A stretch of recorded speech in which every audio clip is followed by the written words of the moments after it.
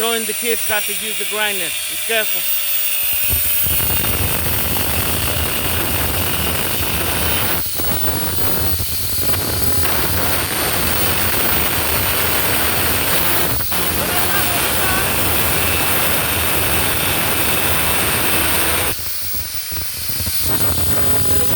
Little bit more. But don't hit the shovel.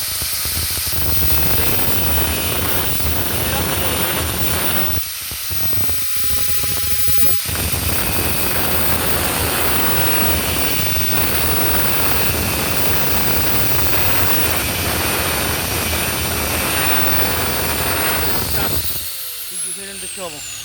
Hitting the shovel a little bit. Not a big deal. But right there it can come out. Alright. Now we gotta find a nail, and that's how you cut a pin on a shovel. ¿Cómo le cortas el pin a un shovel? Y esto va para los followers en YouTube.